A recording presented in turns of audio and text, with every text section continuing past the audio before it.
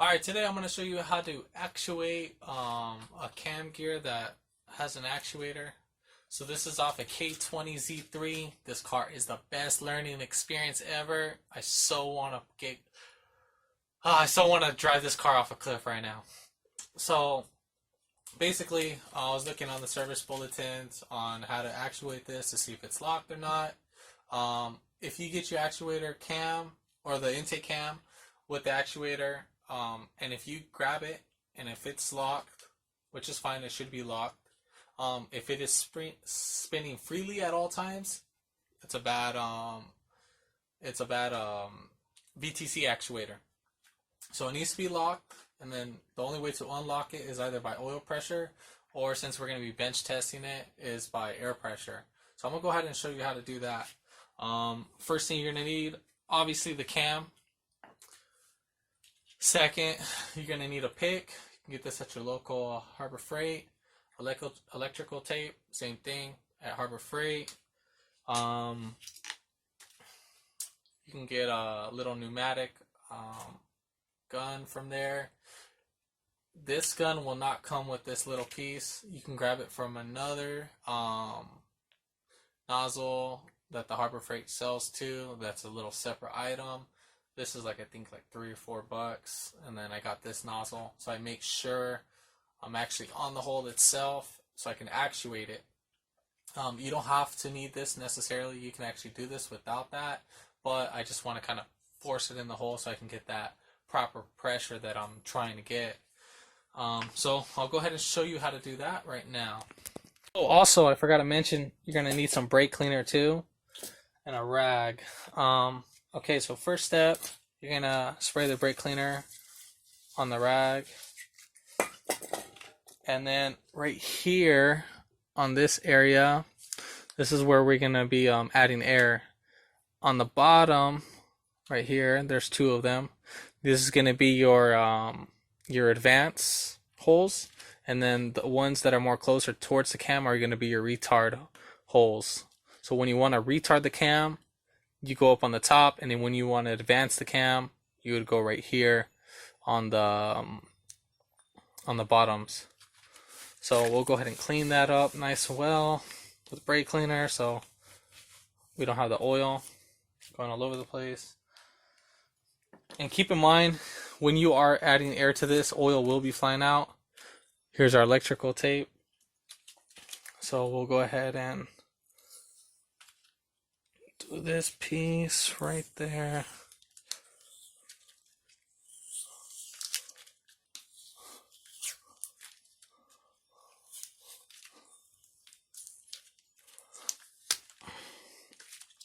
Okay, so now that we got our electrical tape all over the place, we're going to go ahead and start off with our advance ports. So just go ahead and punch a hole in it.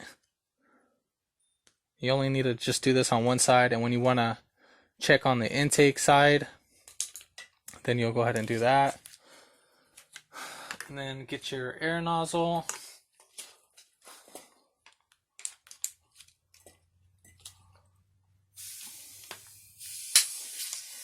Keep in mind, you will have oil that will fly right out. I already tested this out. This one is bad. It intermittently locks.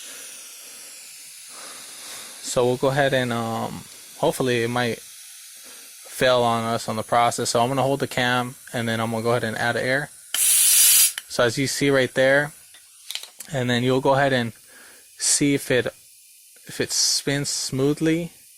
So this one does spin smoothly, and then once you put it all the way clockwise, it'll lock. So now it's not moving at all. So again, we'll do that. So you're opening the valve right there and spinning the cam. And then we're going to go on to the exhaust or the retarded port or retard port.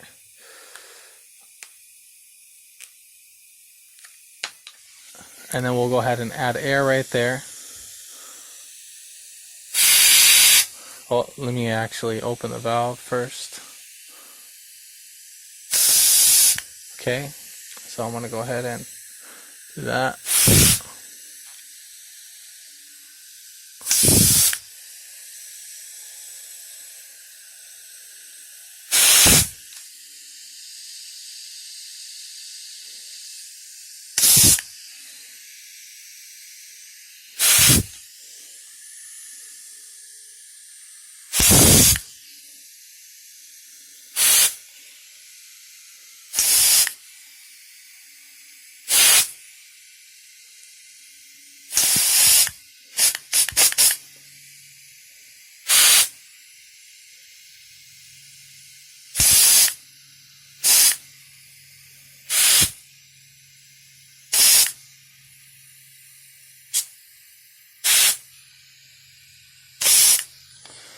So right now it's not acting up, but that's how you would test to see if it's actually working.